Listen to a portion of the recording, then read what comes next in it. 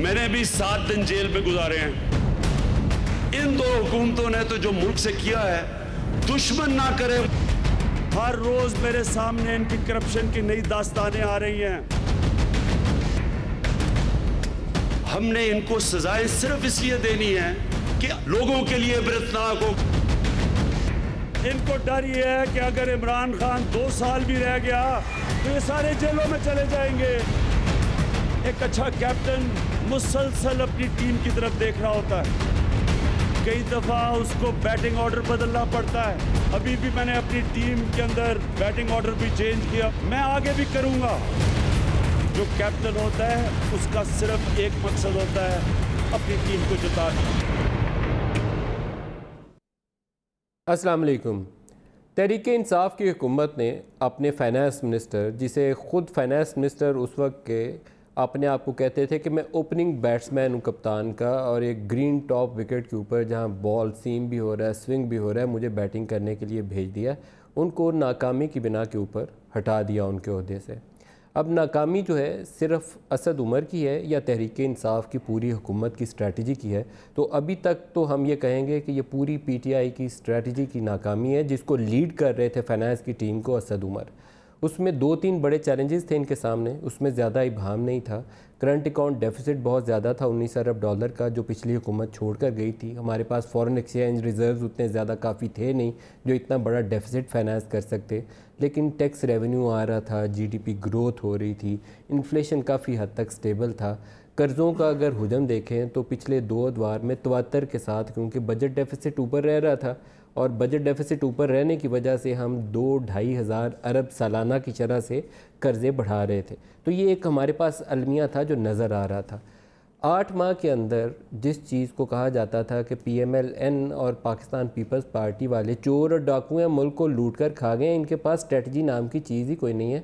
उन चोरों और डाकुओं ने जितना बिगाड़ पैदा किया था उससे 4 गुना ज़्यादा बिगाड़ पैदा हो गया। हमने रुपए को अपने डिवैल्यू किया, 104 से शुरू किया, 140, 42, 43 तक आ गए हैं। एक्सपोर्ट्स में इजाफे की शरह 0 है, 0.1% है सरकारी नंबर जो लास्ट नंबर्स आए हैं।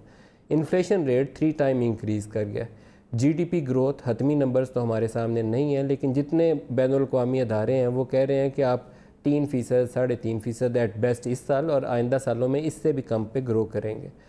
इंडस्ट्रियल ग्रोथ जो एक जान होती है, एम्प्लॉयमेंट जनरेशन अगर होनी है तो उसके लिए इंडस्ट्रियल ग्रोथ जान होती है, या आपकी जो डेवलपमेंट प्रोग्राम की आउटले है वो जान होती है। डेली वेजर्स को, मज़दूरों को उसमें रोज़गार मिल जाता है। आपकी इंडस्ट्रियल ग्रोथ माइनस में है अभी तक, और जो डेवलपमेंट प्रोग्राम है हमने लार्जली कट कर दिया है, क्योंकि 500 अरब रुपए का टैक्स रेवेन्यू का शॉर्टफॉल है। अगर कोई अकाउंटेबिलिटी का प्रोसेस है ईमानदारी के साथ, कुछ जो दुनिया में एग्जिस्ट करता हो, तो एक अकाउंटेबिलिटी का प्रोसेस इस वक्त टैक्स कलेक्टर्स जो मुतलका वज़ीर हैं उनके समेत और FBR के आला अहदेदारों समेत कुटहरे में खड़ा करके नैब के हवाले करें, या वो कोई JIT बनाकर उनके हवाले करें कि आपने टैक्स रिफ़ंड्स एक्सपोर्टर्स के रोके कोई 150 अरब रुपये के, आपने एडवांस टैक्स कलेक्ट किया, उसके बावजूद 500 अरब रुपये का शॉर्टफॉल है। और ये शॉर्टफॉल उस वक्त है कि जब रुपया डिवैल्यू होने के बाद इंपोर्ट स्टेज के ऊपर जब टैक्स कलेक्शन होती है तो उसमें जब डिवैल्यूएशन हो तो टैक्स कलेक्शन बढ़ जाती है रुपयों में, लेकिन यहाँ कम हो गई, वो भी 150-200 अरब रुपये का इम्पैक्ट बनता है, 150-200 अरब रुपये का इम्पैक्ट बनता है वो भी। तो ये एक मैसी सिचुएशन है जिसमें हफीज़ शेख की चॉइस की गई। अब हफीज़ शेख क्या एक अच्छा ऑल्टरनेट हैं असद उमर का? अगर मैं अपना 25-30 साल हो गए मुझे इकॉनमी को कवर करते हुए, मैं जर्नलिस्ट हूँ, मेरा इसके अलावा और कोई काम नहीं रहा पूरी सारी उम्र के मैं इकॉनमी के ऊपर लिखता रहा हूँ या इसके ऊपर तज्ज़िये लिखे हैं या प्रोग्राम किए हैं। 2 लोगों के मुतल्लिक़ मेरा ख्याल यह है कि इन 25-30 सालों में वर्स्ट परफॉर्मर रहे हैं फाइनेंस मिनिस्ट्री के अंदर। अवलीन शख्सियत का नाम है हफीज़ शेख और दूसरे नंबर पर नाम है असद उमर। तो दोनों में बहुत ज़्यादा मुमासलत है। मुमासलत यह है कि इनडिसीजन, और जब आप में कैपेसिटी ना हो मुश्किल फ़ैसले लेने की, तो फिर आप अच्छे तरीके से फाइनेंस मिनिस्टर नहीं बन सकते। आपको मुश्किल और कड़े फ़ैसले लेने पड़ते हैं। आपको नज़र आ रहा हो कि आपका फिस्कल डेफिसिट बैलून कर रहा है तो उसको कैसे ठीक करना है। आपकी एक्सपोर्ट्स जो है बैठ गई हैं, आपकी इकॉनमी के अंदर एक ऐसी सिचुएशन है जिसे इकनॉमिक टर्म में वो स्टैगफ्लेशन कहते हैं, ग्रोथ नीचे चली जाती है, इन्फ्लेशन शूट कर जाता है, वो वाली सूरत हाल है। तो आपको करेक्टिव मेजर्स लेने होते हैं। حفیظ شیخ اپنے 3 سالہ دور میں جب انہوں نے پاکستان پیپلز پارٹی کے ساتھ شمولیت اختیار کی، مارچ 2010 سے لے کر فروری، یہ الیکشن سے 1 مہینہ پہلے چھوڑ گئے تھے۔ بعض لوگ بڑے انٹیلیجنٹلی ڈیسیژنس کرتے ہیں، تو جب الیکشن کا 2013 کا وقت تھا، مارچ میں الیکشنز ہونے تھے، تو انہوں نے فروری میں چھوڑ دیا، تو سلیم مانوی والا کو 40-42 دن کے لیے شاید فائنانس منسٹری مل گئی تھی۔ تو 3 سالہ دور میں سنگل ریفارم سٹیپ نہیں ہے جس کو میں یہاں آن ایئر بتا سکوں کہ حفیظ شیخ، آج ایک اخبار نے لکھا ہوا ہے بریلینٹ حفیظ شیخ، اس جرنلسٹ کا بھی احتساب ہونا چاہیے جس نے بریلینٹ حفیظ شیخ لکھا ہوا ہے۔ 3 سالہ دور میں سنگل ریفارم نہیں تھی، اور یہی المیہ اسد عمر کے 8 ماہ کے ساتھ ہے کہ ٹیکسیشن ریفارمز کہاں پر ہیں جہاں سے ٹیکس آنا شروع ہو جائے، اکانومی کو کریکٹیو میئرز میں آپ نے کہاں سے ڈالا جہاں سے بہتری کی گنجائش پیدا ہو جائے۔ حفیظ شیخ جب پہلی دفعہ فائنانس منسٹر بنے تھے، یہ ہسٹوریکل فیکٹ ہے جس کو میں آن ایئر آج بیان کرنا چاہوں گا کہ ہم پاکستان کو کیسے آگے چلاتے ہیں۔ پیپلز پارٹی کے دور میں کرپشن کا بہت زیادہ الزام تھا، اور کرپشن کے ان کے اوپر اور پور گورننس کے اتنے زیادہ الزامات کے سبب پہلے یہ ذمہ داری شوکت ترین صاحب کے حوالے کی گئی۔ جب ڈار صاحب ابتدائی دنوں میں چھوڑ گئے، پی ایم ایل این والے علیحدہ ہو گئے، شوکت ترین ڈیڈ ویل ایکچولی، اور مشکل حالات تھے، ڈیفیسٹ بڑا ہوا تھا، تو انہوں نے ایک ریفارم پروسیس شروع کیا۔ کچھ ڈیٹا کے اندر ہم بہت بنگلنگ کرتے ہیں، جی ڈی پی گروتھ کا نمبر ہم نکال لیتے ہیں مرضی سے، جی ڈی پی گروتھ کو میئر نہیں کرتے، ہم مرضی سے نمبر نکال لیتے ہیں، ٹیکس ریفنڈز روک کے زیادہ بتا دیتے ہیں، انفلیشن کو اوپر نیچے کر لیتے ہیں، بہت زیادہ ڈاکٹرنگ کے طریقے ہیں۔ انفلیشن کے لیے ہم کرایہ مکان کی کتنی شرح ڈالنی ہے یا گیس کا کون سا ٹیرف ڈالنا ہے وہ بھی ڈال کے بے ایمانی کر لیتے ہیں۔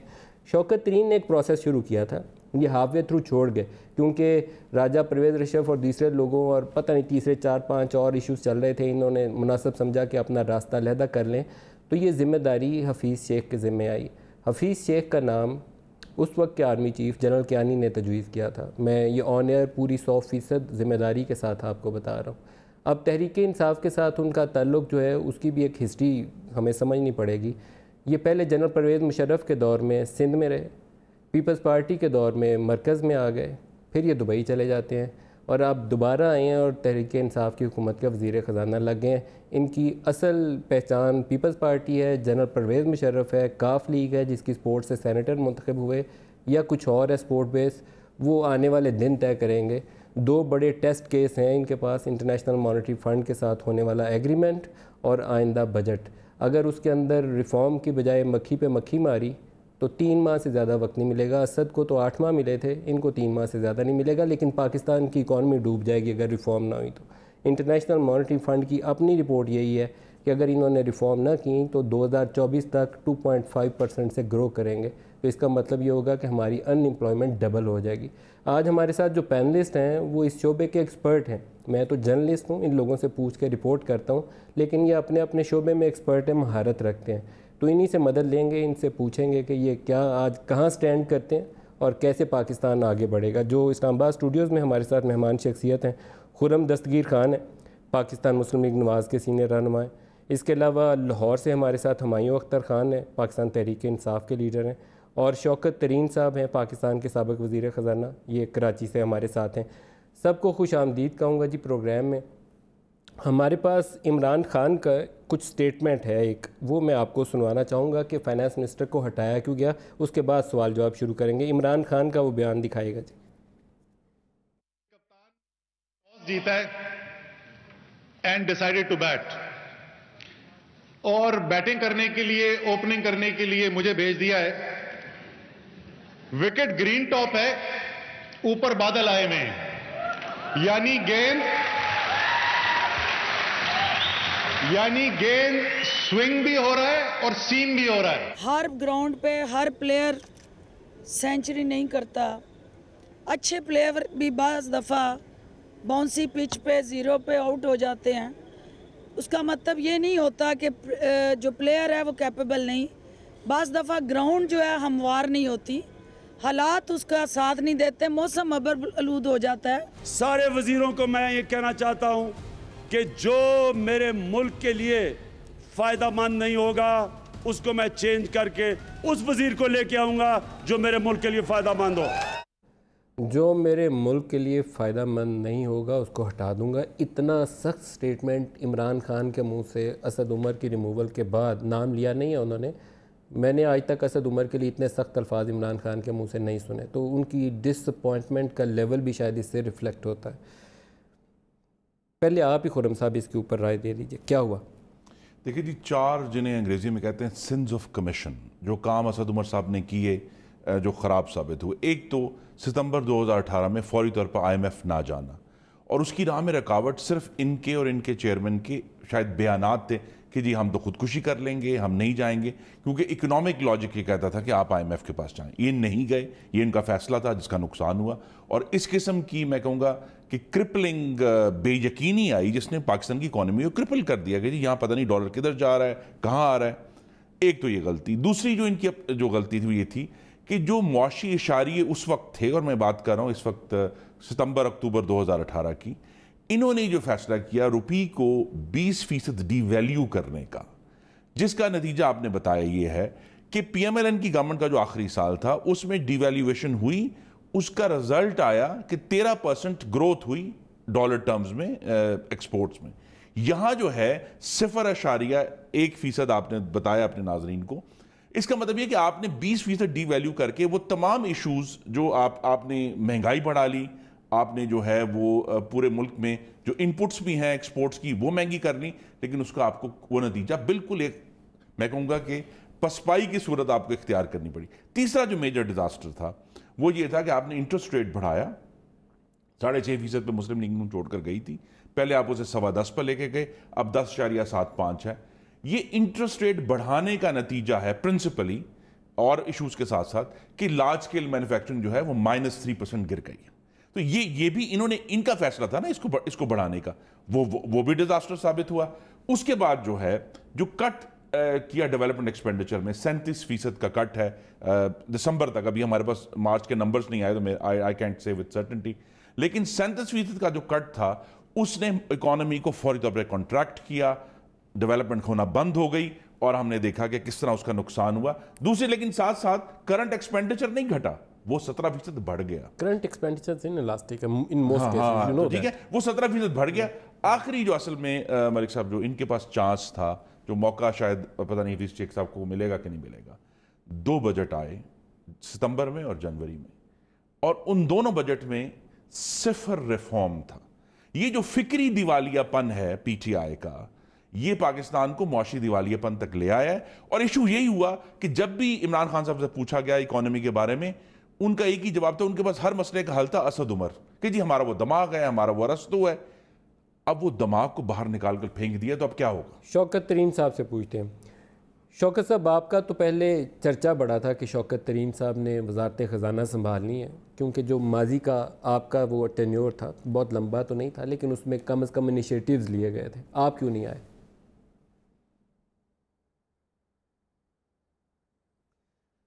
دیکھیں جی، بات یہ ہے کہ ملک کے لیے تو ہم ہر قربانی دینے کو تیار ہیں، لیکن میں ایک آنریبل آدمی ہوں، میرے کوئی 3-4 ریفرنسز چل رہے ہیں، حالانکہ میرے نزدیک وہ زیادتی ہے۔ رینٹل پاورز میں نے ہی رکوایا تھا اور میرے اگینسٹ ہی ریفرنس بن گئے تھے، تو جب تک میں اپنے آپ کو اس سے کلیئر نہیں کروں گا تو میں حکومت کی کوئی رسپانسبلٹی جو ہے آفیشیل طور پہ میں نہیں لوں گا، تو اس بیسس کے اوپر میں نے ریفیوز کر دیا۔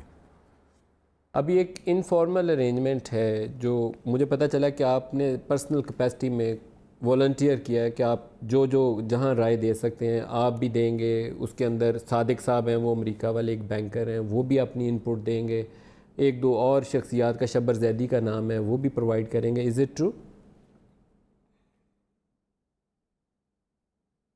دیکھیے یہ بات چل رہی ہے، ابھی یہ کوئی فارملائز نہیں ہوا، لیکن اگر انفارمل بیسس کے اوپر ہمیں موقع ملے گا کہ ہم حفیظ شیخ، نہ صرف حفیظ شیخ لیکن باقی اکانومی کے دوسرے ایلیمنٹس ہیں، ان کو اگر ہم کوئی مشورہ دے سکیں تو یہ ہمارے لیے تو خوشی ہوگی اس بات کی۔ شوکت صاحب، ایک ڈیزاسٹرس سچویشن ہے جو ہمارے سامنے کھڑی ہے، گروتھ ریٹ گر گیا ہے، ٹیکس ریونیو گرے ہوئے ہیں، فسکل ڈیفیسٹ آپ کی بڑھ گئی ہے، جس سے قرضوں میں بڑھنے کی شرح بھی بہت تیزی سے اوپر جا رہی ہے، سارا پیسہ جو ہم کما رہے ہیں وہ انٹرسٹ پیمنٹ کی نظر ہو رہا ہے، ڈیولپمنٹ کے لیے پیسہ نہیں بچ رہا۔ کیا ہوا؟ اتنا کہیں درمیان میں مسٹیکس ہوئی ہیں، وہ کیا مسٹیکس ہوئی ہیں؟ اور سب سے پہلی بڑی مسٹیک تو یہ ہے کہ اگر آپ ایک چھوٹی سی کمپنی بھی چلا رہے ہو نا، تو پھر وہ بھی اس کے لیے بھی ایک پلان کی ضرورت ہوتی ہے کہ آپ ایک پلان بناتے ہیں اور اس کے بعد کہتے ہیں کہ اس پلان کو اچیو کرنے کے لیے ہمیں یہ ریسورسز چاہیے اور یہ ایکشن چاہیے. تو اسد صاحب بڑے ذہین آدمی ہیں, اچھے آدمی ہیں, اور میں عزت کرتا ہوں. ان کو تو 1-1.5 سال پہلے کہہ دیا گیا تھا کہ آپ فائنانس منسٹر ہوں گے, اور وہ جب اترتے ہیں اپنے اکھاڑے میں تو ان کے پاس تو پلان ہی کوئی نہیں تھا. آئی تھنک وہ پلان جو ہے چلیں جی, پھر کہا گیا کہ یہ پلان جو ہے ہم نومبر کی 15 تک دے دیں گے. وہ نومبر بھی گزر گئی, پھر جنوری میں دے دیں گے, جنوری بھی گزر گئی. تو ویری فیکٹ اس کہ جب یہ ہونا شروع ہوا تو جس طرح آئی تھنک خرم صاحب نے یہ صحیح کہا کہ جو مارکیٹ ہے وہ کنفیوز ہو گئی. ان کو سمجھ نہیں لگ رہی تھی کہ یہ ہو کیا رہا ہے, کس سائڈ پہ ہم جا رہے ہیں. تو پہلی چیز تو یہ ہے کہ ان کو ایک پلان, ایک روڈ میپ دینا ہے, اور یہ حفیظ شیخ کو بھی دینا ہے کہ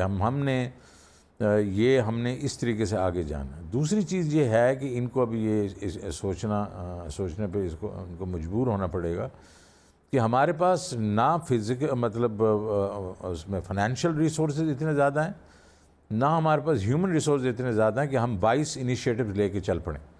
ہم 5-6 انیشیٹوز جو ہیں وہ رکھیں اپنے سامنے, جس کے بیچ میں سب سے پہلا تو یہی کہ revenue generation and cost rationalisation. اسی طریقے سے آپ کا جو یہ ہے آپ کا کرنٹ اکاؤنٹ ڈیفیسٹ جو کریٹ کرتا ہے, جس کا مطلب ہے ہماری ایکسپورٹس اور ہماری امپورٹس, اور اس کو ہم نے کس طریقے سے افیکٹو بنانا ہے تاکہ یہ ہمارا کرنٹ اکاؤنٹ جو ٹریڈ ڈیفیسٹ کم ہو. تو اس کے اوپر ہم نے کیا بات کرنی ہے. یہ پبلک سیکٹر انٹرپرائزز جو ہیں جو کہ 700-750-800 ارب روپیہ لوز کر رہی ہیں, ان کو ہم نے کیسے درست کرنا ہے, ہاؤسنگ کو کیسے آگے لے کے چلنا ہے, ایگریکلچر کو کیسے. تو 5-6 ایریاز لیں اور ان کے اوپر ایک ڈیٹیل پلان بنائیں اسٹیک ہولڈرز کے ساتھ مل کے. یہ کیو بلاک میں بیٹھ کے, پی بلاک میں بیٹھ کے یہ بنانے والے نہیں ہیں. اس میں ساروں کو ساتھ لے کے چلیں اور پھر اس کو سامنے رکھیں لوگوں کے, اور اس کو پھر ڈیسائسولی امپلیمنٹ کریں. ایک چیز میں ضرور کہوں گا خرم دستگیر صاحب کو کہ ان کا جو فائنانس منسٹر تھا نا, وہ بھی اپنے صرف کیو بلاک میں ہی بیٹھ کے سارا کچھ کیا کرتا تھا, اور اس کا نتیجہ یہ ہوا کہ سارے یہ کہتے تھے, اور خرم صاحب بھی کہتے تھے, مجھے معلوم ہے کہ کہتے تھے کہ یار یہ اس ایکسچینج ریٹ کو آپ نے جس طرح فکس کیا ہوا ہے یہ ہمیں نقصان پہنچائے گا. میں آپ کی تصدیق کروں گا اس بات کی, ہمیں کرنٹ اکاؤنٹ ڈیفیسٹ دے دیا. میں آپ کی تصدیق کروں گا اس بات کی, یہ بات درست ہے. وہ سنتے نہیں تھے ڈیویلیویشن اور ایکسچینج ریٹ ایڈجسٹمنٹ کے اوپر, وہ کہتے تھے وہ جو کہہ رہے ہیں وہ ٹھیک ہے. اسی لیے تو اس سے یہ ہے کہ ابھی ہمیں یہ چاہیے کہ آل انکلوسیو قسم کی تھنکنگ رکھیں. پہلے تھاٹ پروسیس تو ٹھیک کریں نا, اور لوگوں پھر کانفیڈنس دیں ایکشنز کے تھرو. یہ بالکل خرم صاحب بالکل صحیح, میں ان کو تائید کرتا ہوں اس بات کی کہ اگر میں ہوتا نا ستمبر میں اگر آیا ہوتا حکومت میں, تو نومبر تک میں نے IMF پروگرام کر لیا ہوتا. انہوں نے ساری کڑوی گولیاں تو کھا لیں, کرنٹ وہ اپنا ایکسچینج ریٹ ڈی ویلیو کر لیا, انہوں نے یوٹیلیٹی جو ہے ان کے ریٹس بڑھا دیے, انہوں نے ڈسکاؤنٹ ریٹ کو بڑھا دیا, سارا کچھ تو کر دیا یار. تو پھر رہ کیا گیا آپ کے پاس؟ مطلب تو آپ ان کے ساتھ بیٹھتے کہتے یار یہ چیزیں تو کرنی ہے ہم نے, آؤ کریں. اور دین مارکیٹ ہے اس کو ایک سیدھا ان کو سگنل ملنا تھا, کیونکہ آپ کے پاس ایک اینکر آ جاتا, آپ کے پاس اینکر آتا IMF, اس کے ساتھ آپ کو سپورٹ ملتی ایشین ڈیولپمنٹ بینک سے, ورلڈ بینک سے, باقی اداروں سے, تو آپ ایک دم مضبوط ہو جاتے. اور یہی میں آپ کو لے کے جاتا ہوں اکتوبر 2008 میں, جب اس سے بھی بدتر حالت تھی, اور میں نے 6 ہفتوں کے اندر IMF پروگرام کیا تھا, تو ایک دم سٹیبلٹی آ گئی تھی. ٹرو. میرے خیال میں ہمایوں صاحب سے یہ پوچھنا پڑے گا کہ حفیظ شیخ اسد عمر سے کیسے مختلف ہوں گے, اور ان کا چناؤ کیسے ہوا. پہلے تو چناؤ کا بتا دیں کہ چناؤ کیسے ہوا. وہ پاکستان تحریک انصاف کے رکن نہیں تھے, یہ بھی معلوم نہیں کہ ابھی بھی PTI کے رکن بن گئے یا نہیں. کوئی تھوڑا سا وضاحت کریں گے کہ کیسے وہ ان کو موقع ملا فائنانس منسٹری کا؟ آئی تھنک یہ میرے سے اچھی وضاحت سے شوکت ترین صاحب کر لیں. مجھے نہیں معلوم کہ کیسے چناؤ ہوا, لیکن میں یہ سمجھتا ہوں, میں یہ کہہ سکتا ہوں کہ کیسے نہیں ہوا. اس میں کوئی out side non political forces کا کوئی عمل دخل نہیں تھا, جس طرح کے قیاس آرائیاں کی جا رہی ہیں. حفیظ شیخ صاحب اچھے آدمی ہیں, پڑھے لکھے آدمی ہیں, PhD ہیں اکنامکس میں. نہ صرف پرویز مشرف صاحب کے دور میں سندھ کے فائنانس منسٹر رہے, بلکہ وہ ان کے پرائیویٹائزیشن کے منسٹر بھی رہے. اور یہ جو PTCL کی پرائیویٹائزیشن ہے, انہی کی زیر نگرانی ہوئی.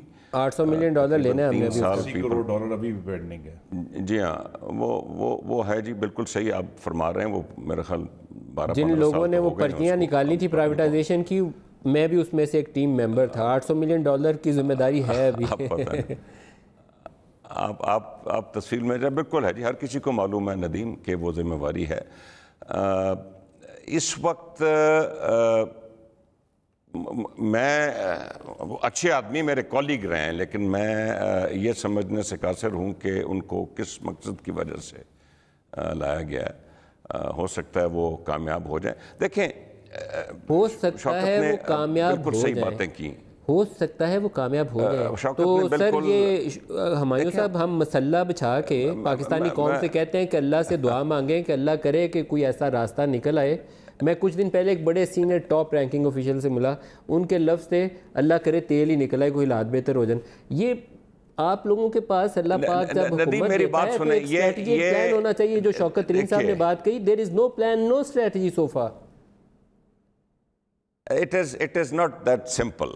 پاکستان کا مسئلہ یہ ہے, پاکستان کا لو سیونگز ریٹ ہے, لو انویسٹمنٹ ریٹ ہے. پاکستان کا بیشتر جو فائنانس منسٹرز ہیں وہ سمجھتے ہیں کہ ایک سٹرانگ روپی ایک سٹرانگ اکانومی کی نشانی ہے. سب سے بڑی غلطی وہ ادھر کرتے ہیں اور ادھر سے یہ مسئلے شروع ہوتے ہیں. سٹرانگ روپی جو ہے آپ اس کو آرٹیفیشلی سٹرانگ رکھیں گے اور وہ ڈیم کسی نہ کسی دن ٹوٹے گی. اگر روپیہ آہستہ آہستہ ایڈجسٹ ہوتا رہے ہماری انفلیشن اور ہماری ٹریڈنگ پارٹنرز کی انفلیشن کے مطابق, تو یہ اتنا خطرناک نہیں ہوتا, بلکہ اس سے ایکسپورٹس کو فائدہ ہوتا ہے, ٹریڈ ڈیفیسٹ کم ہوتا ہے. ہم نے آج نہ یہ مشرف کے دور میں ہوا, اور مجھے ابھی تک یاد ہے شوکت ترین منسٹر تھا, اس نے کہا تھا کہ مشرف کے دور میں آرٹیفیشلی یہ روپیہ سٹرانگ رکھا گیا. اسحاق ڈار صاحب کے دور میں آرٹیفیشلی سٹرانگ رکھا گیا. پھر یہ گرتا ہے بڑی تیزی کے ساتھ, 60 روپے سے 85 پہ آتا ہے, اور ابھی 105 سے 145 پہ آ گیا ہے, اور یہ پھر بے انتہا انفلیشن کا باعث بنتا ہے, اور جو بزنس کانفیڈنس ہے وہ تباہ ہو جاتا ہے. بزنس مین کو پتہ نہیں ہوتا کہ یہ روپیہ کہاں ٹھہرے گا جا کے, بزنس مین کو پتہ نہیں ہوتا کہ یہ انٹرسٹ ریٹس کہاں ٹھہریں گے, تو کون بزنس مین سرمایہ لگائے گا ان حالات میں. ہمایوں صاحب آپ کی حکومت ذمہ دار ہے یہ کیوس کریٹ کرنے میں, اور یہ جو پینک مارکیٹ میں ہوا اور مس مینج ہوا, یہ لیک آف پلاننگ نے پاکستان کا نقصان پہنچایا. آپ کی حکومت ذمہ دار ہے اس کی. آپ نے بالکل صحیح فرمایا, آپ نے شروع میں بالکل صحیح فرمایا کہ یہ 10 سال کا جو سارا مس مینجمنٹ تھی, 8 مہینے میں ہم اس کو حل نہیں کر سکے. اس میں کوئی شک نہیں ہے, اس میں کوئی شک نہیں ہے. جلدی جانا تھا, دیر میں جانا تھا. اب میں آپ کو گزارش کروں کہ آپ کا خیال ہے کہ اگر آپ IMF میں چلے جاتے 2 مہینے بعد, تو آج روپیہ کدھر کھڑا ہوتا؟ آپ کا خیال ہے روپیہ 120 پہ کھڑا ہوتا؟ آج روپیہ شاید اس سے بھی نیچے گیا ہوتا. 132 اور 135 مانگ رہے تھے, منہ سے کہہ رہے تھے 132 اور 135 کر دیں, آپ 145 پہ چل گئے. And you still stand nowhere. I'm sorry, I do not agree with that. IMF نے جو پہلے چیز مانگی ہے وہ بہت زیادہ تھی. جو پہلے انہوں نے گیس پرائس انکریسز مانگے ہیں وہ بہت زیادہ تھے. جو پہلے انہوں نے بجلی کے پرائس انکریسز مانگے ہیں بہت زیادہ. میں اس بات سے ٹوٹلی متفق ہوں کہ ہمیں 8 مہینے انتظار نہیں کرنا چاہیے تھا. پاکستان کی جو مارکیٹس ہیں, پاکستان کے جو ٹریڈرز ہیں, پاکستان کے جو بزنس مین ہیں, وہ پریڈکٹیبلٹی چاہتے ہیں. وہ چاہتے ہیں کہ ہمیں پتہ چل جائے کہ ہونا کیا ہے, جو بھی ہونا ہے ان کو پتہ چل جائے. یہ جو انسرٹنٹی ہوتی ہے کہ روپیہ کدھر رکے گا اور انٹرسٹ ریٹس کس جگہ پہ جا کے رکیں گے, اس میں کوئی سرمایہ کاری نہیں کرے گا, اور نہ ہی کوئی فورن ڈائریکٹ انویسٹمنٹ اس ملک میں. عمران خان کے 2 اور بیانات ہیں. آپ دیکھیے ایک چیز اور کہنے دیں مجھے. IMF ایک چیز ہے, اس وقت بہت سے ایسے کام ہو سکتے ہیں جا کے ہم IMF کا ڈیل کریں اور اپنے جو ملٹی لیٹرل فائنینشیل انسٹیٹیوشن سے اپنی جو ڈیولپمنٹ فنڈنگ ہے وہ دوبارہ سلسلہ شروع ہو. بیوروکریسی کو ذرا کوئی کمفرٹ لیول دے, کیونکہ بیوروکریسی اس وقت تو نیب سے ڈری بیٹھی ہے. بیوروکریسی تو چھوڑ, پاکستان کا سرمایہ کار بھی نیب سے ڈرا بیٹھا ہے. ان لوگوں کو کہیں کہ جی, نیب کو کہیں کہ یہ سرکاری لوگوں کے پیچھے جائیں, سیاستدانوں کے پیچھے جائیں, یہ بیوروکریسی کو اور یہ پاکستان کے بزنس مین کو چھوڑیں. یہ پہلے ان کا برا حال ہے. یہ کانفیڈنس ذرا بحال کریں. کانفیڈنس بحال کرنے کے بہت سے میجرز اس وقت لیے جا سکتے ہیں. پاکستان میں اس وقت کسی قسم کی کوئی پروجیکٹ فائننسنگ نہیں ہے. پاکستان میں سی پیک اس وقت سٹینڈ سل پہ آیا ہوا ہے. میں دوبارہ آپ کی طرف آتا ہوں. عمران خان کے دو بیانات میں نے آپ کو سنوانے ہیں. ایک انہوں نے جو حکومتوں کو ماضی کے لوٹنے کی بات کی، اور دوسرا یہ کہ وہ کہتے تھے کہ میں اس کو میرا مذاق اڑاتے ہیں احتساب کے اوپر، میں اس کو منطقی انجام تک پہنچاؤں گا. پہلا بیان سنائیے گا جی حکومتوں کو لوٹنے والا. ان دو حکومتوں نے تو جو ملک سے کیا ہے، دشمن نہ کرے اس ملک سے جو انہوں نے کیا ہے. ہم نے ان کو سزائیں صرف اس لیے دینی ہے کہ لوگوں کے لیے عبرتناک ہو کہ آگے سے کوئی اس ملک میں الیکشن کر کے اوپر آئے اور ڈرے ملک لوٹتے ہوئے. تینوں بڑے خاندان، دو شریف برادران، ان کے بچے، ادھر سے زرداری اور اومنی گروپ، ان سب نے وہی اسی طرح پیسہ چوری کر کے ملک سے باہر بھیج دیا ہے. دوسرا بھی سنائے گا جی مذاق اڑانے والا. پالیٹکس میں آیا مذاق اڑایا گیا. 10 سال میرا مذاق اڑا، بلکہ 15 سال تک مذاق اڑتا گیا. لوگوں نے کہا جی 2 پارٹی سسٹم میں تیسری پارٹی نہیں آ سکتی، اور پھر کہا جی یہ جیت نہیں سکتا. پھر جب پرائم منسٹر بنا تو اب کہتے جی ملک بن گیا لیکن اب چلے گا نہیں. اب بتائیے جناب خرم دستگیر صاحب، وہ تو کہتے ہیں کہ آپ لوگ لوٹ کے گئے ہیں، سزائیں بھی دیں گے آپ کو. صاحب وزیر اعظم کے جھوٹ جو ہیں وہ پاکستان کی تباہی، معاشی تباہی کے ذمہ دار بنتے جا رہے ہیں. دیکھیے وزیر اعظم اپنی ذمہ داری سے مفرور ہیں. ان کا یہ کہنا کہ مجھے نہیں معلوم تھا کہ پیسہ کیسے ڈی ویلیو ہو گیا، کیا آپ کے خیال میں اس نے مارکیٹ کو بہتر سگنل بھیجا یا پوری دنیا کو بہتر سگنل کیا کہ وزیر اعظم کو نہیں معلوم؟ وزیر اعظم کو، اور بعد میں اسد عمر صاحب نے کلیریفائی کیا کہ وزیر اعظم کو معلوم تھا. Official process fiscal and monetary policy board کا، اس کے بغیر ہوتا نہیں ہے. تو وزیر اعظم کا یہ کہنا کہ جی مجھے تو معلوم ہی نہیں تھا کہ جی وہ شاید مفرور ہو سکتے ہیں اس چیز سے.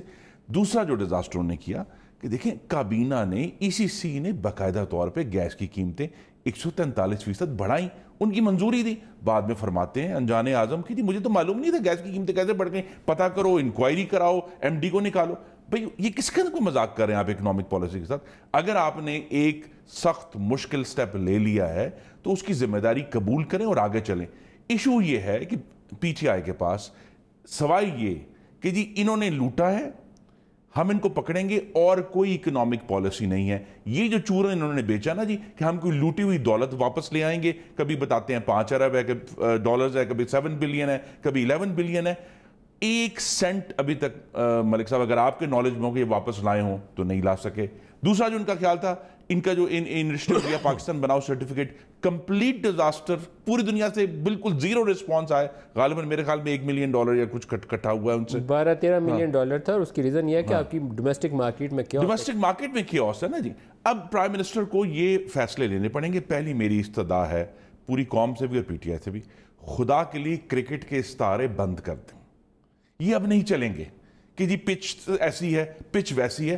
عوام کی گردن ٹوٹ گئی ہے مہنگائی سے، عوام دوائیاں لینے سے قاصر ہیں، اور آپ انہیں بتا رہے ہیں کہ جی پچ وہاں بادل بڑے ہیں اور ایسے ہو جاتا ہے اور سینچری نہیں بنتی اور سارے لوگ. یہ مذاق مت کریں، یہ عوام کی توہین کرنا بند کر دیں. اور اگر کوئی بات کرنی ہے، اگر رہ گئی ہے کوئی کرکٹ کی، وہ یہ ہے کہ اگر ورلڈ کپ جیتنا اکیلے عمران خان کی ذمہ داری تھی تو یہ جو ڈیزاسٹر ہوا ہے، کیٹاسٹرفی ہوا ہے پاکستان کے 8 مہینوں میں، پھر اس کی ذمہ داری بھی انہیں براہ راست قبول کرنی پڑے گی. اسد عمر پر نہیں ڈال سکتے. حفیظ شیخ صاحب، آپ کو میں یاد کرا دوں، IMF پروگرام کمپلیٹ کرنے میں ناکام ہو گئے تھے. ہی فیلڈ. پاکستان کی تمام ملٹی لیٹرل لینڈنگ بند ہو گئی تھی جب یہ چھوڑ کر گئے ہیں، جس کو ڈار صاحب نے دوبارہ ریسٹور کیا پاکستان کی اکنامک کریڈیبلٹی کو ریز کر کے. تو یہ ہمارے سامنے 800 ملین کا ذکر ہو گیا احتسابات کا.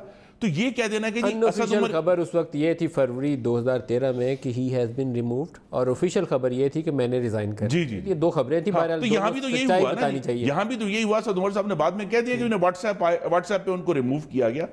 پوائنٹ یہی ہے کہ ابھی تک، اور شوکت ترین صاحب نے بالکل درست کہا ہے، ہمیں نہیں پتا کہ PTI کس طرح ٹیکس ریونیو ریز کرے گی. ہمیں عمران خان کی بڑکیں یاد ہیں کہ جی میں 4000 سے 8000 ارب ریونیو لے جاؤں گا.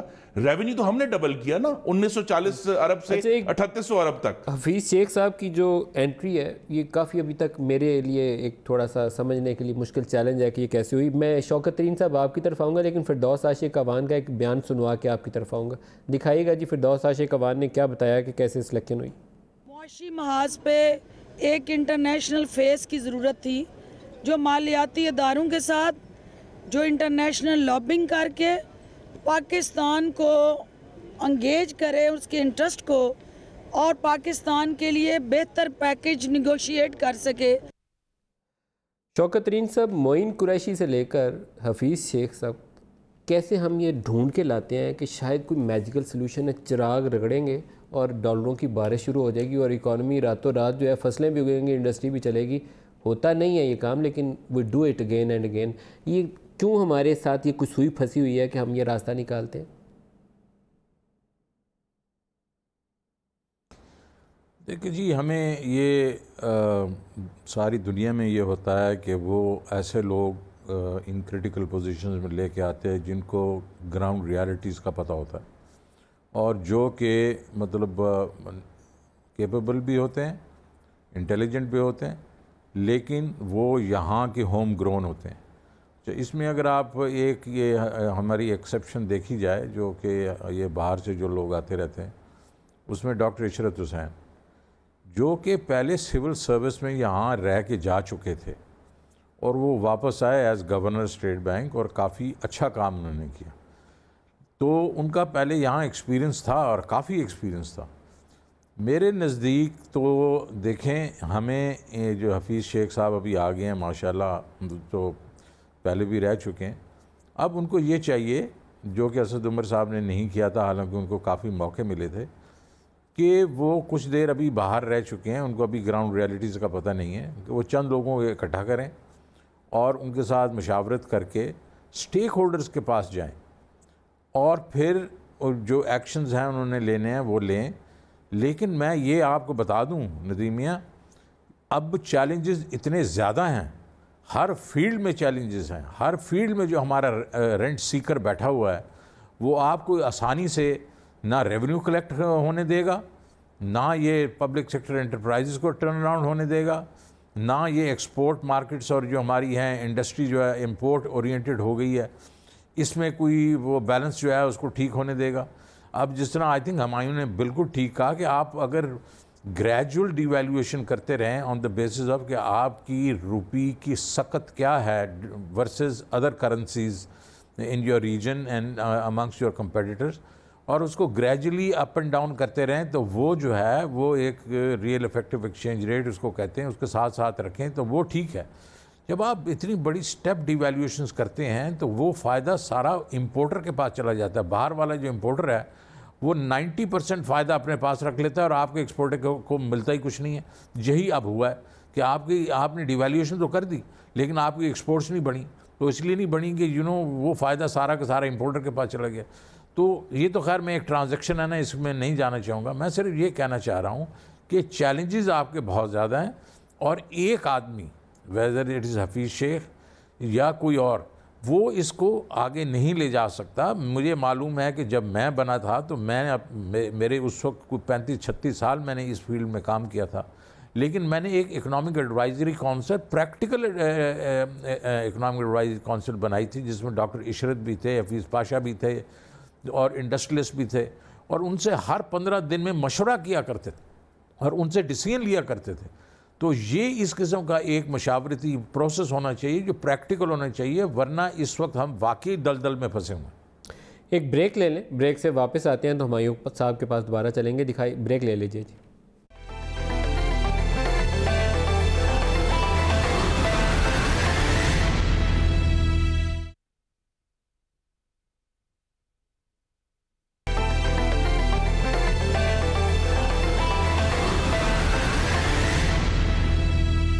بلاول بھٹو نے ایک بیان دیا ہے نئے فائنانس منسٹر کے حوالے سے، وہ دکھائے گا جی، پھر ہمایوں صاحب کے پاس جائیں گے.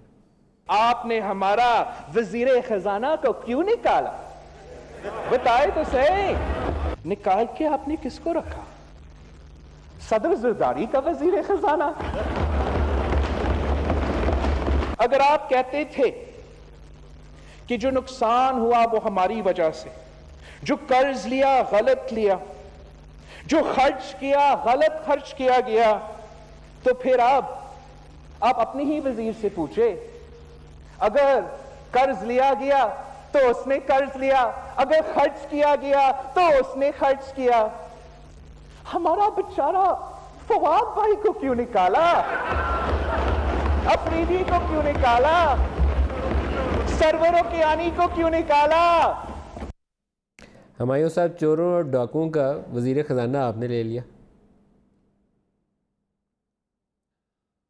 नहीं, वो मैं इस तरह की ज़बान नदीम नहीं इस्तेमाल करता। अरे आपकी जमात के चेयरमैन से लेकर फाइनेंस मिनिस्टर फॉर्मर तक सारे ये कहते थे। नदीम, अब थोड़ा ज़रा आगे की सोचते हैं। देखिए इस वक्त अब ये बता दें ये चोर और डाकू थे या नहीं थे, पहले आप अपने लफ्ज़ों में बता दें। देखिए मेरा स्टाइल और मैं ये ज़बान इस्तेमाल नहीं करता नदीम। आप ओके, मेरी गुजारिश सुने। आप जवाब भी तो नहीं दे रहे ना, जवाब ही दे दें। आपने बड़े इलस्ट्रियस किस्म के इधर लोग बिठाए हुए हैं जो तजर्बाकार हैं इकोनॉमिक मिनिस्ट्रीज़ के, तो थोड़ी सी बात हो जाए। देखिए ये जो रुपया गिरता है और ये जो कीमतें महंगी होती हैं, ये 2008 में भी हुई थी, ये 2013 में भी हुई थी। मैं इस चीज़ से हक़ में हूँ कि काफ़ी पहले हमें IMF के पास चले जाना चाहिए था ताकि प्रेडिक्टेबिलिटी आ जाती और हमारी MFIs से ताल्लुकात बेहतर हो जाते, वो फंडिंग डेवलपमेंट शुरू हो जाती। इस वक्त बड़े मैसिव रेवेन्यू मेजर्स लाने पड़ेंगे जी। पिछले 8 महीने में अगर एक चीज़ नहीं हुई वो ये है कि फिस्कल कोई मेजर नहीं लिया गया। ओके, अब ये आसान काम नहीं होगा, ये हंड्रेड्स ऑफ बिलियंस के रेवेन्यू मेजर्स अब लाने हैं।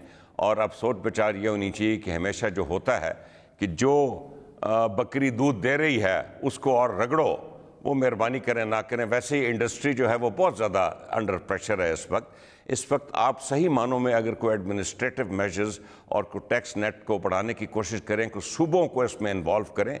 सूबे बहुत कम रेवेन्यू जनरेट करते हैं ताकि ये जो फिस्कल गैप्स हैं, ये जो रिक्वायरमेंट आएगी, ये पूरे हो सकें। बाकी मैं समझता हूँ कि बिजली के रेट आगे जो बढ़ने हैं वो स्प्रेड आउट किए जा सकते हैं, इसी तरह गैस के रेट स्प्रेड आउट किए जा सकते हैं, इसी तरह फर्दर डिवैल्यूएशन को थोड़ा स्प्रेड आउट किया जाएगा। इसी तरह ये हमेशा होता है कि वो डैमेज को ज़रा कम करते हैं। लेकिन ये जो सबसे इम्पॉर्टेंट चीज़ है इस वक्त हमें जो पहिया है मुल्क का जो जाम हुआ है, जो रियल एस्टेट सेक्टर नहीं चल रहा है, इंडस्ट्री की ग्रोथ नेगेटिव जा रही है, बाज़ारों में कोई रौनकें ख़त्म हो गई हैं, ये पहिया जो है दोबारा चलाना है, ये कॉन्फिडेंस को बहाल करना है हमने। और इसके बहुत से मेजर्स हैं जो लिए जा सकते हैं। ये फोकस होना चाहिए इस वक्त PTI की हुकूमत का और नए वज़ीर ख़जाना का। अच्छा, मुझे अल्लाह ताला ने बाज़ बड़े ही अच्छे मौके दिए, ऐसे लोगों के इंटरव्यू। डॉक्टर महबूबुल हक साहब जो थे उनके मैंने इंटरव्यूज़ एक से ज़्यादा मरतबा किए, 3 4 5 तो किए ही होंगे। एक बड़ा फोकस होता था, मैं जो अपने मेहमानों से चाहूँगा कि पूछूँगा, ह्यूमन डेवलपमेंट। मैं एक गवर्नमेंट कॉलेज लाहौर के प्रोफेसर थे, उनके भी बहुत से शागिर्द थे, बड़े फाइनेंस मिनिस्टर भी बने। वो कहते थे वो ग्रोथ जिसमें लोगों का भला नहीं है वो ग्रोथ मीनिंगलेस है। तो हमें टैक्स भी चाहिए, इकॉनमी भी चलानी है, ह्यूमन डेवलपमेंट भी करनी है। खुरम साहब क्या करें कि ये काम हो जाए? डेंग शाओपिंग नदीम एक चीज कह सकता हूँ नदीम, एक चीज कह लीजिए नदीम मलिक, एक चीज खुरम अगर माजरत चाहता हूँ। देखें ये जो आप ट्रिकल डाउन इफेक्ट होता है ना, ये ट्रिकल डाउन इफेक्ट 3 से 3.25% ग्रोथ जाने से नहीं आएगा। आपने सही मानों में ट्रिकल डाउन इफेक्ट लाना तो आप जरा 7-8% की बात करें। इस वक्त शर्म का मकाम है हमारे लिए कि साउथ एशिया में अफगानिस्तान के बाद हमारा नंबर है लोएस्ट ग्रोथ में। साउथ एशिया इस वक्त लीड कर रहा है दुनिया में। 7.5% इंडिया की ग्रोथ है, 7.3 बांग्लादेश की ग्रोथ है। आप इन लेवल्स पे आएंगे जो कि आप 2007 में 8.4 पे पहुंच गए थे। हम पहुंच सकते हैं, इन लेवल पे पहुंच के ट्रिकल डाउन इफेक्ट आएगा, वरना ये ट्रिक ह्यूमन डेवलपमेंट जो है ये वरना नहीं आएगी। खुरम साहब जी, डेंग शाओपिंग ने जब चाइना में रिफॉर्म शुरू किया लेट 70s में, तो उसने एक चाइनीज़ कहावत से आगाज़ किया, we must learn truth from facts. हम सच को हकाइक में तलाश करेंगे। और PTI का सबसे बड़ा डिज़ास्टर ये हुआ है कि उन्होंने उन जो समझते थे वो फैक्ट्स हैं वो गलत है ना जी। बस उनका ये ख्याल था कि पाकिस्तान का सबसे बड़ा मुआशी मसला करप्शन है, वो नहीं है। उनका ये ख्याल था कि पाकिस्तान के मुआशी मसाइल का हल लूटे हुआ सो कॉल्ड पैसे को वापस लाना है, वो नहीं साबित हुआ। ठीक है जी, उनका ये ख्याल था कि इस तरह की डिवैल्यूएशन और इंटरेस्ट रेट राइज करके हम करंट अकाउंट डेफिसिट को कंट्रोल करेंगे, उसकी बजाय जिसे अंग्रेजी में कहते हैं कंटेजियन, وہ بیماری چاروں طرف پھیل گئی ہے, کنٹیجین ہوا ہے. اب کیا کرنا ہے اگر کنٹریکشن ہو گئی ہے اکانومی, کنٹریکشن کی اکانومی ہوئی, ہیومن ڈیولپمنٹ تو فارغ ہو جاتی ہے. ٹھیک ہے جی. اب یہ ہے کہ ان کو بہرحال صوبوں کو فنڈ کرنا پڑے گا, کیونکہ پنجاب سب سے بڑا صوبہ ہے, اس نے مفت دوائیاں بند کر دی. اب ہیومن ڈیولپمنٹ کی بات ہو رہی ہے نا جی, انہوں نے ٹیسٹ بند کر دیے ہیں. خبریں آ رہی ہیں کہ جی جو تعلیم ہے اس کے اوپر بھی ہم فیس بڑھا رہے ہیں, یونیورسٹی کی فیس بڑھا رہے ہیں. اس کے مطلب آپ ڈائریکٹلی جا کے جب تعلیم اور صحت کو ہٹ کریں گے تو ہیومن ڈیولپمنٹ خراب ہوگی. تو ان کو بہرحال ڈیولپمنٹ فنڈنگ کو دوبارہ سے کوئی نہ کوئی بوسٹ دینا پڑے گا, اس کے بغیر نہیں کام ہوگا. لیکن جو کام کرنے والے میری نظر میں جو محدود میری سمجھ ہے, ایک تو یہ آہستہ آہستہ ان کو انٹرسٹ ریٹ کٹ کرنا پڑے گا. اس طرح نہیں چلے گا. 10.75 کے اوپر جب آپ ایکچوئل کو بینک کے پاس جاتا ہے تو وہ 14, 15, 16 مانگ رہے ہیں. انشورنس کی کاسٹ ڈال کے 16, 17 ہو جاتی ہے. جی ٹھیک ہے جی. تو ان کو یہ سگنل دینا ہے کہ ہم انٹرسٹ ریٹ کٹ کرنے جا رہے ہیں to increase large scale manufacturing. دوسرا, میرے جو کسان بھائی ہیں ان کے ساتھ ڈیزاسٹر ہوا ہے کہ جس کھاد کو ہم نے سبسیڈائز کیا ہوا تھا, جو وہ 1200 روپے کی بوری تھی, وہ آج 2500 کی مل رہی ہے. بہرحال انہیں سپورٹ کرنا پڑے گا. جو ڈی اے پی کی بوری ہمارے دور میں 2500 کی تھی, آج 4200 کی مل رہی ہے.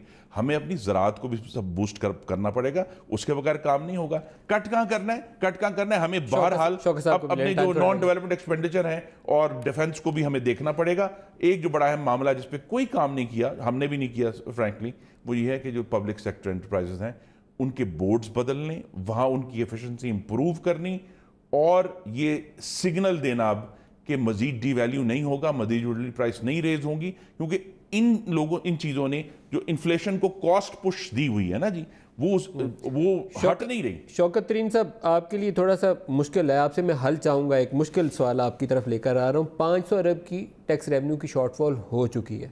600-700 آپ کو ایڈیشنل جنریٹ کرنا ہے اگر آپ کو مینیجیبل لمٹ میں رہنا ہے. ڈی ویلیویشن اور انٹرسٹ ریٹ ہائک نے کوئی 500-600 ارب روپے انٹرسٹ پیمنٹس کے بڑھا دیے ہیں, اور اتنا ہی ہم نے ڈیولپمنٹ کاٹ دیا.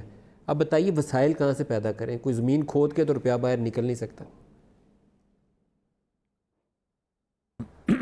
یہ وسائل تو یہ ہمارے پاس ہیں, ہم اس کو صحیح طریقے سے کلیکٹ نہیں کر رہے. دیکھیں جی, اس وقت آپ کو tax to G D P 11% پہ پھر رہی ہے, اور جو جس طرح ہمایوں اختر نے بات کی, ہمایوں بھائی نے بات کی کہ اگر آپ جب تک 6% پلس گروتھ ریٹ پہ نہیں جائیں گے تو یہ ٹرکل ڈاؤن ایفیکٹ نہیں ہوگا. اور یہ ملک جو 6 سے 8% گروتھ ریٹ پہ ہیں, ان کے ٹیکس ریونیوز جو ہیں وہ 19%, 20% آف جی ڈی پی ہیں. تو آپ جو کلیکٹ نہیں کر رہے, تو یہ پہلے آئی تھنک شروع میں یہ بات ہوئی تھی, اور میرے خیال وہ بھی ہمایوں نے کی تھی, کہ جو ٹیکس دے رہے ہیں آپ اس کی گردن کاٹے جا رہے ہیں, اس کے پیچھے پھر رہے ہیں. تو ہم جو اس وقت 1.7 ملین ٹیکس پیئرز کی بات کر رہے ہیں 220 ملین لوگوں میں اور 34 ملین ہاؤس ہولڈز میں, پہلے تو ہم اس کے اوپر اٹیک کریں. ہم نے الٹی گنگا بہلا دیے. ہم نے کر دیا کہ 12 لاکھ روپے جس کی مطلب سال کی انکم ہے اس پہ تو کوئی ٹیکس ہوگا ہی نہیں. تو we have just gone the other way. تو پہلے تو یہ ہے کہ آپ ٹیکس نیٹ بڑھائیں, آپ اس کو وسیع کریں, اور اس کے بیچ میں آپ کو یہ 500-600 ارب تو کچھ نہیں ہے, یہ بہت کچھ مل جائے گا. میں آپ کو دوسری چیز بتاتا ہوں. آج میرے پاس ایک صاحب آئے جو کہ ایکچولی یہ چیز ہینڈل کر رہے تھے. اس وقت ہمارا جو ٹریڈ جو ڈیفیسٹ ہے چائنا کے ساتھ, جو اصل ہے اور جو بیسیکلی جو بکس پہ ہے, اس میں کوئی 6 سے 8 بلین ڈالر غائب وہ نہیں ہے, وہ نظر نہیں آتا. یہ وہ ہیں جو کہ باہر دبئی سے جن کی پیمنٹس ہو جاتی ہیں یا جن کی انڈر انوائسنگ ہو جاتی ہے. ان سے میں نے پوچھا کہ یہ ان پر سیلز ٹیکس وغیرہ باقی کسٹم ڈیوٹی لگا کے کتنا ایوریج بنتا ہے. انہوں نے کہا جی 35 سے 40% ہوتا ہے جو کہ دینا پڑتا. تو آپ جب 6 سے 8 بلین ڈالر پہ میں نے کیلکولیٹ کیا کہ 300-350 بلین کی ایویژن ہو رہی ہے اس پہ. تو اس میں کیا راکٹ سائنس ہے کہ ہم یہ نہیں کر سکتے کہ جو وہاں سے انوائس آ رہی ہے ہم اس کی کمپیوٹر کے تھرو یہ یہاں ہمارے پاس آئے, اور جب وہ ہمیں ہٹ کرے تو ہمیں پتا ہونا چاہیے کہ یہ انڈر انوائس ہوا ہے. بد نیتی سر, یہ تو میں صرف آپ کو 1-2 چیزیں بتا رہا ہوں. لیکن ہیونگ سیڈ دیٹ ٹوٹل انکمپیٹنس. لیکن مجھے 1 منٹ دے دیں, میں ذرا آپ کو بتاؤں. میرا اس میں ایک بڑا سمپل سا وہ ہے کہ ہم نے پروگریسو ٹیکسیشن کرنی ہے. انکمز کو ٹیکس کریں گے اور سب انکمز کو ٹیکس کریں گے. اس میں کوئی جو سیکریٹ کاؤز نہیں ہوگی. اور کنزمپشن کو ٹیکس کریں تو سب کنزمپشن کو ہم ٹیکس کریں گے. جس دن ہم نے یہ سیکھ لیا اس میں ریئل اسٹیٹ بھی ٹھیک ہو جائے کرنی پڑے گی, ہمیں ایگریکلچر کے ٹیکس بھی لینا پڑیں گے, ہمیں ٹریڈر سے بھی ٹیکس لینے پڑیں گے. تو یہ سارا کچھ جو ہے, میں نے جس طرح پہلے کہا تھا کہ یہ کوئی آسان کام نہیں ہوگا, لیکن ہمیں کرنا ہے. اور اس میں جس طرح ایمنسٹی یہ لے کے آ رہے ہیں, ابھی تو گاڈ سینڈ آپ کے پاس اپرچونٹی آ گئی ہے کہ ایک طرف تو FATF آ گیا ہے اور دوسری طرف سے یہ OECD آ گیا ہے. FATF سے یہ ہوا ہے کہ کیش ٹرانزیکشن ہو نہیں رہی تو بزنس ٹھپ ہو گیا کیونکہ وہ کرنے کو تیار نہیں ہے, ورنہ یا STR ہو جاتا, CTR ہو کے FIA کے پاس چلا جاتا ہے. تو لوگوں نے کہا بزنس بند کرو, بالکل کرو ہی نہیں. دوسرا OECD سے نام آنا شروع ہو گئے. اسی کو آپ لے کے بیسس بنا کے لوگوں کے پاس جائیں کہ یہ ایمنسٹی ہم دے تو رہے ہیں آپ کو, اس کو یوز کریں. آج میرے پاس جو وقت ختم ہو گیا کاٹیں گے, لیکن میں یہ چاہوں گا کہ میں پورا ہفتہ اس ڈیبیٹ کو کنٹینیو کروں. آپ سارے لوگوں کو دوبارہ بھی دعوت دوں گا, ہمیں وقت دیجیے گا. چائنا والا ڈیفیسٹ کا ایشو ہے, اس کے اوپر ہماری گورنمنٹ میں ایگریمنٹ ہو گیا. میں اور ڈسکشن ابھی کر نہیں سکوں گا, آئندہ پروگراموں میں اس پہ کریں گے. شوکت ترین صاحب, ہمایوں اختر خان صاحب, خرم دستگیر صاحب, آپ سب کا بہت شکریہ. آج کے لیے اتنا ہی, اجازت دیجیے. خدا حافظ.